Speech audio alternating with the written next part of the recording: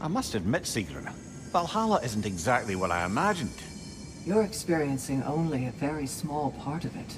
One that's independent and unconnected from the rest of Valhalla. Elsewhere, there are larger neighborhoods where the dead reside. Socializing, playing games, drinking, fighting. But one must earn the right to join their fallen comrades. New arrivals run a gauntlet. A personalized, self-contained version of what you're doing. It's meant to help the dead process the lives they lived. Those who are worthy, who have found some measure of closure, are allowed to move forward. Those who are unable to resolve their lives are forever trapped in their personal Valhalla. Some just prefer to keep fighting here.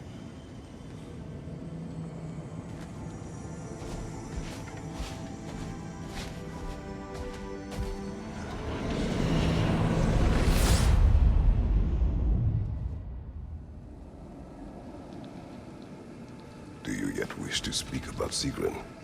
She was eager to receive you mere days ago. What has changed? Oh, don't pretend to be interested in my romantic life, brother. I am interested, and you are evading the question. What happened? Well, after you dropped me off at a longhouse the other night, Sigrun made a cloudberry and hazelnut pudding. Of course, I don't eat anymore, so slightly awkward, but a lovely thought. And? Pretty much it, really. There is more to this. Sigrun, how fare you and your sisters? With just the three of us to attend to the fallen now, we're short-handed. But we've begun recruiting new shield maidens. Well, I happen to know of one lass who'd jump at the chance to join your ranks. You mean Thrud? Sif and Thor's daughter? Believe me, I know. She sought us out before the call even left our lips. She fights well, and can be trusted. A recommendation from you, General. With that, how could we ignore her? Not that she'd let us.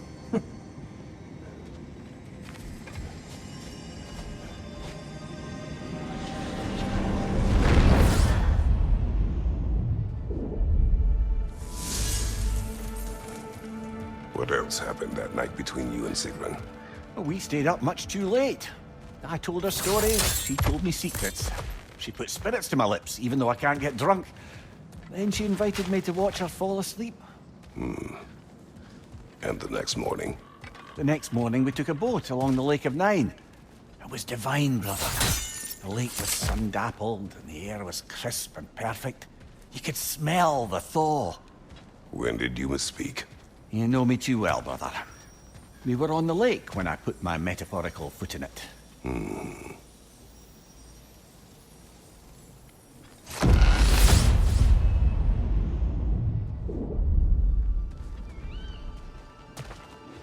Mimir, tell me, what happened between you and Sigrun on the lake? Well, she was rowing past where you found her family treasury. Where we learned she cursed her brother over forbidden love. That's right. And as we rowed by, I remember feeling grateful that the place was now deep underwater where she couldn't see it. And at that moment, she turned to me, and she said, I think, Mimir, I might be smitten with you. I think maybe I want to kiss you. Indeed, brother. I mean, there's always been more to us than there's been the opportunity to explore. So much unspoken, beneath the surface. For her to name it so boldly, it took me a bit off guard.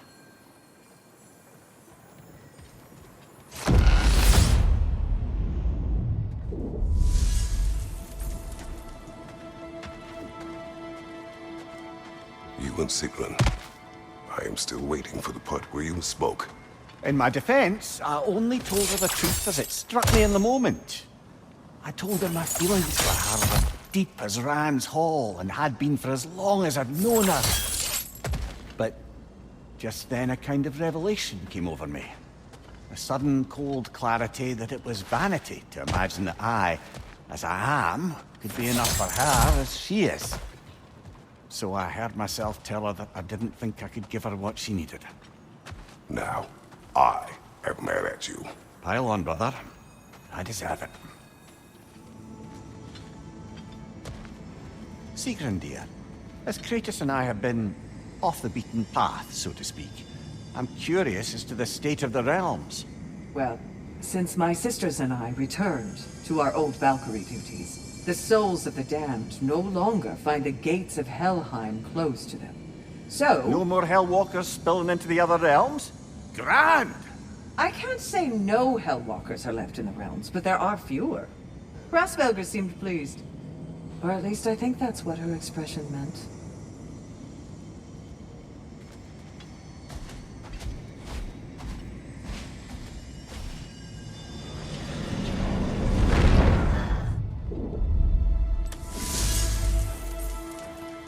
So, you told Sigrun you could not give her what she needed.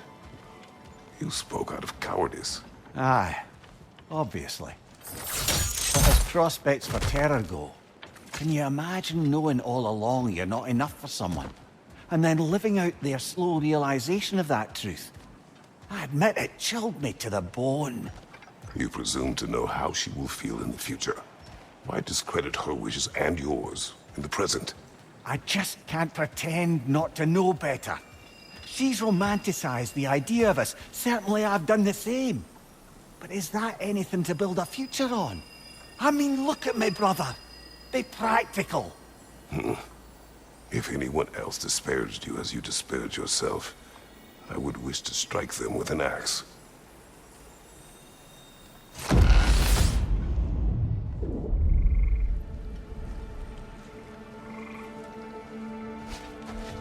Now, back to Sigrun and your low opinion of yourself. Look, brother. I don't apologize for wanting her to have someone who can be everything to her. She deserves the best. Then why should she not deserve the smartest man alive? Sometimes I think you've come too far, brother. Did I overstep? No, Kratos. I appreciate your point. And to be fair, if I was so right, then why am I so angry at myself?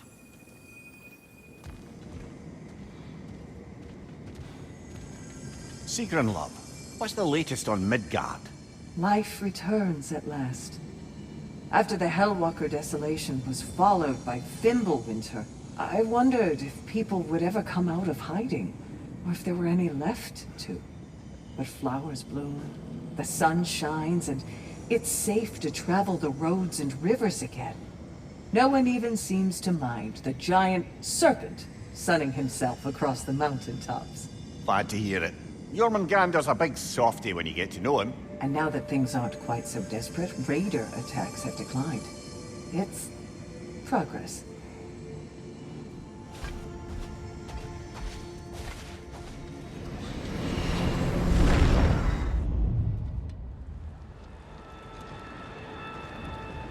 Sigrun has been important to you for as long as I have known you. What happened in the beginning? Oh, it's a typical enough story. A boy meets girl, girl fulfills her ambition to transcend the physical plane and become a Valkyrie of Valhalla.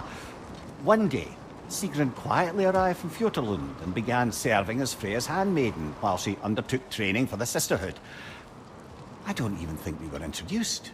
I just see her around the court.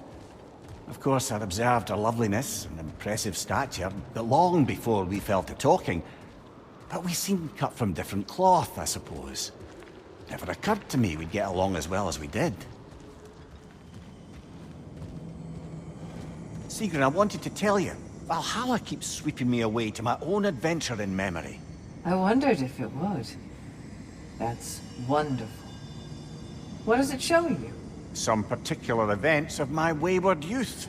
But they're in a loop of sorts. Not sure I've quite gleaned what it all amounts to. Then you must do what you do in Valhalla. Keep going.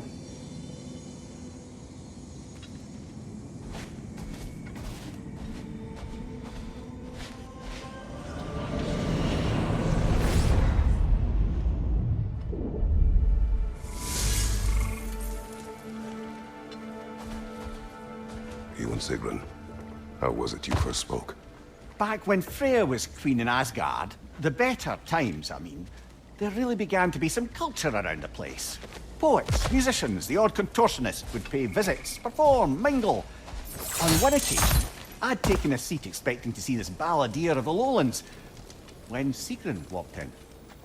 Somehow more stunning than I'd ever seen her. And when of all places she chose to sit next to me, well, a lot of very interesting things happened very quickly. But I may need to collect my thoughts while you get us killed again.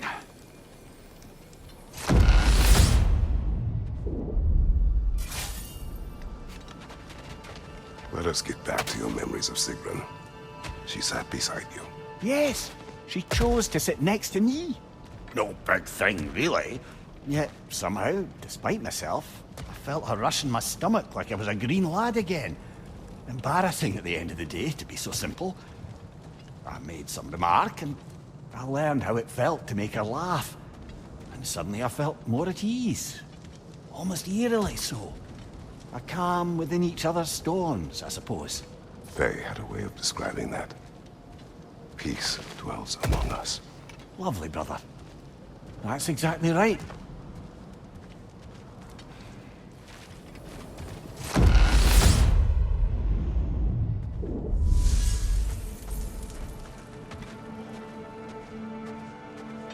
Mimir, you must speak more of coming to know Sigrun.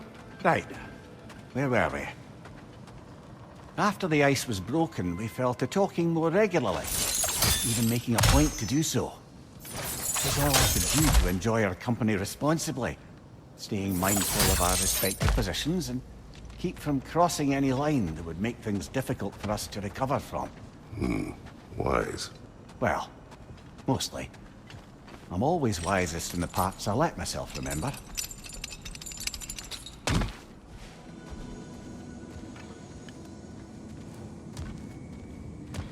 What is the state of Svartalfheim? It's been tough. The dwarves had been under Odin's thumb for so long.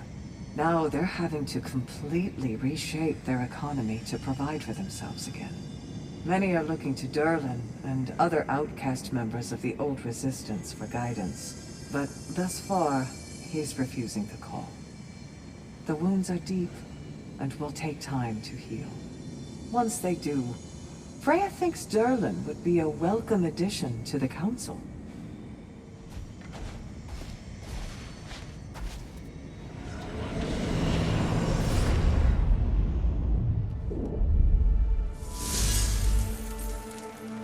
Let us hear more of your early days with Sigrun.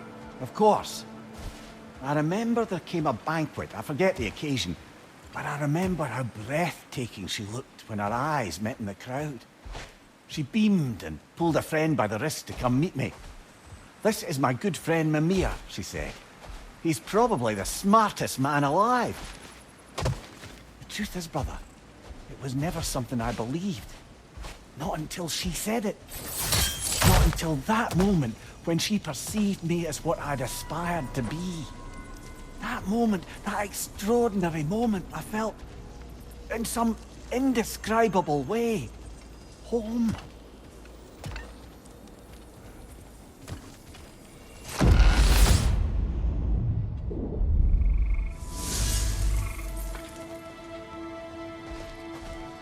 Mimir, what happened next with Sigrun?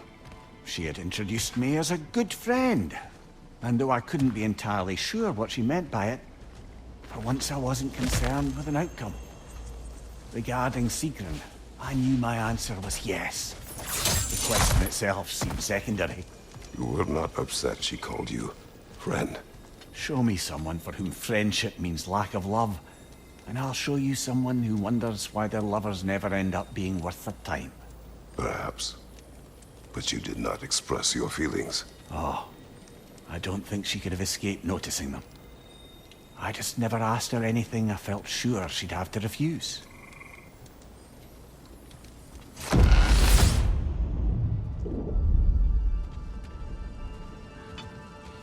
Your relationship with Sigrun. Why so reluctant to tell her how you felt? She was on the Valkyrie's path, preparing to transcend her corporeal form. That was her focus, her chosen purpose. I didn't want to suggest myself as an obstacle. I suppose I let some part of myself imagine she might recognize my affection, even reciprocate it. But now that we know what she was running from, Obviously, she'd never again risk choosing love over duty. A unique, heartfelt friendship, that is what could endure. And that is what I chose to embrace.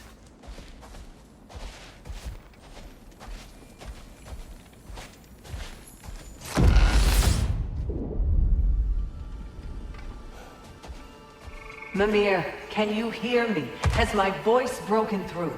Sigrun? Yes! Hello! How are you talking to... How long have you been able I to hear? haven't been listening to you. There's just something I needed to tell you. Valhalla is displeased with me. It wishes a penance of sorts. Trials to reforge my loyalty. I haven't decided what to do, but I hoped we could talk about it. Aye, let's do. Next time we die, or Kratos gets a headache. Sigrun, what's this about Valhalla questioning your loyalty? I thought everything was all right. It is. For you are alive, and I am no longer in pain. But my transgression was not without consequences. Valhalla has penalized me. I could not enter now if I wanted to. In fact, I am not sure if it will welcome me in death. What? That can't be right. No one's more worthy of Valhalla than you. You can't have sacrificed that for my sake. It's not fair. There's no blame to place here. When you do what you know is right in your heart, the results are not always what you hope for. That doesn't mean it was the wrong decision.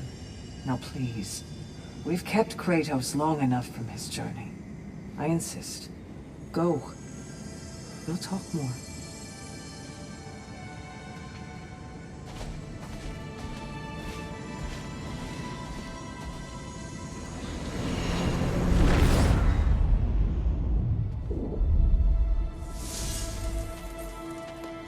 Mimir, I've been thinking a lot about the costs and risks of what Valhalla would put me through to affirm my loyalty. It's enough to make me question not my love of this place, but is it really what's most important to me? If I can't answer that, then perhaps I am not ready for such a decision. Then you should take all the time you need. Absolutely. If Valhalla isn't what you truly need, then you have a rare opportunity to reassess your priorities. I'm glad you agree.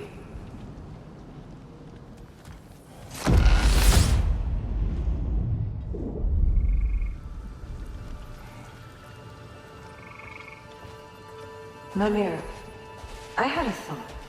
What you said to me, that you didn't think you could give me what I needed. Aye. I've been trying to figure out why you'd say such a thing. I know you don't say things without a reason, even if you don't know what it is at first. But I think I figured it out. It's not that there is anything lacking in you. It's that in the end, nobody can give me everything I need to be happy. Not even Valhalla. That's something I have to give myself. And to do that... You need to find yourself. It's true. And we're saying that's what I meant all along? Well, clever, aye?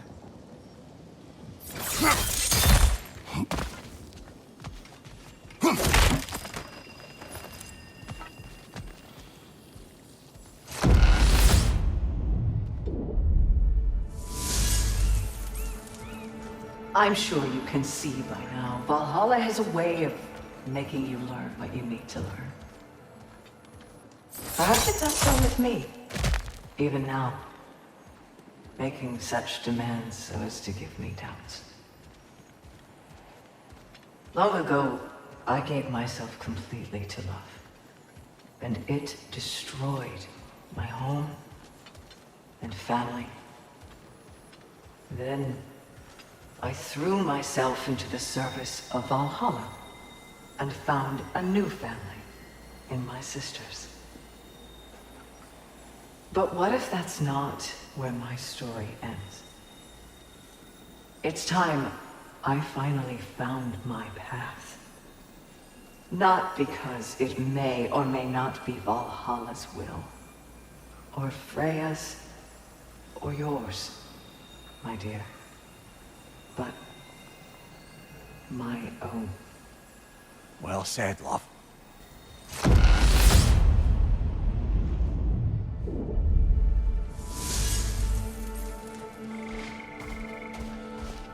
I've come to a decision. At least for the time being, I'm going to step back from the price Valhalla has asked of me. Good for you, Sigrun. I think maybe it's time I travel. Experience these realms and the lands beyond, not as Valhalla's emissary, but as a person. That's perfect.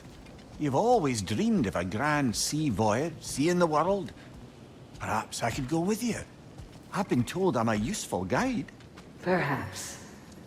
But let's not distract Kratos further.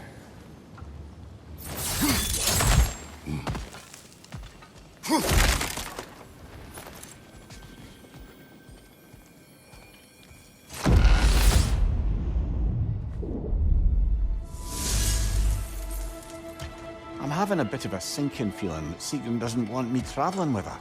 You knew that before you asked. Did I, brother? You know the journey she seeks. It is the one you took, and I took. The kind that brings you to the tests you need. The kind you take alone. It's true. I gave in to a weakness. Even now, there's some part of me that just wants to tell her how much I love her and beg her to stay. But that's bloody selfish. I need to do better than that.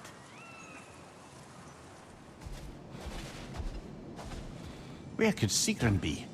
I was hoping we'd talk further.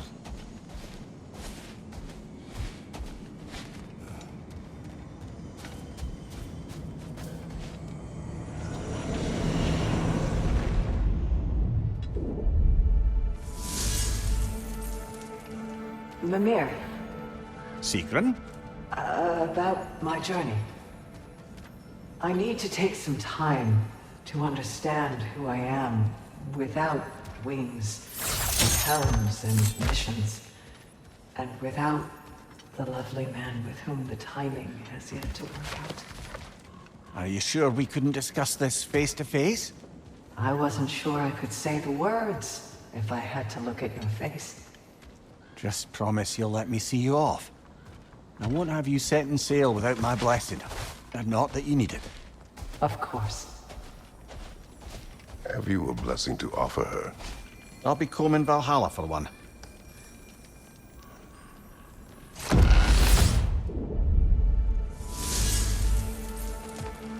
Brother, the last time Valhalla spirited me away to the forest, there was an interesting twist. As the revels ended, I found myself alone, still carrying the magic love flower, and I came upon a sleeping person. But it wasn't the queen, or the foolish youths. It was Sigrun, as I knew her before. I found myself faced with the proposition that with a few drops, I could make her care about nothing in the world so much as me. What did you do? I'm pleased to report that I crushed that flower with my bare hands. I am glad to hear it.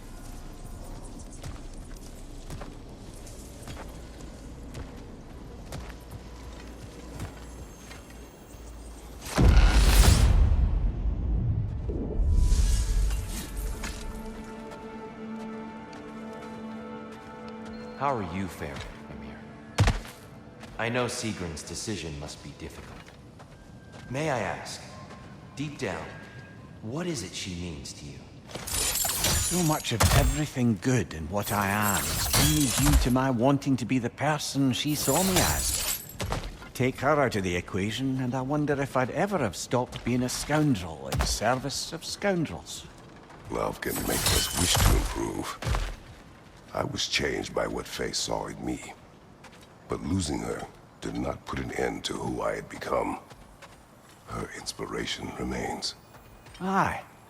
I suppose being the person they turned us into is a way to keep them with us. Honor the impact they had on us.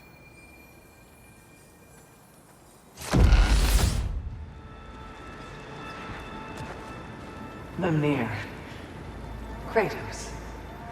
My time to depart draws near. The ways of Valhalla are familiar to you both now. You may continue and return as you desire. I'll wait for you on the beach. We'll be there, Sigrun. Are you all right? Aye, brother. I feel a pain in an organ I no longer possess, but the sooner she sets off, the sooner she may return. My sister, Sigrun. Whether Valkyrie, Shield Maiden, or whatever else you should call yourself in time, I shall always be your sister. Do you hear me? I hear you.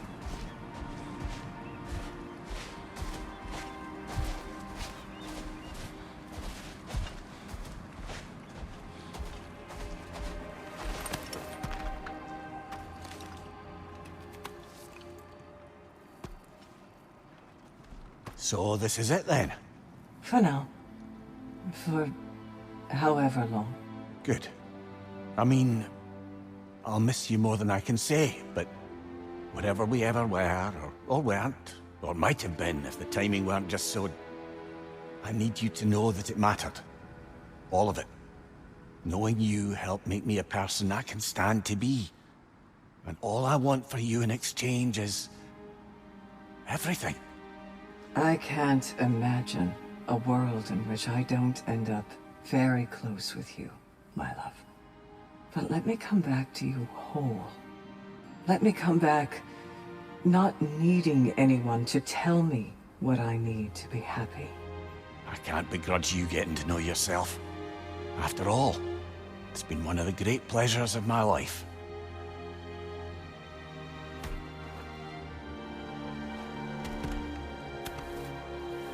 Farewell, Sigrun, and good luck. Thank you, Kratos. Farewell, my friends. Fair winds, my love.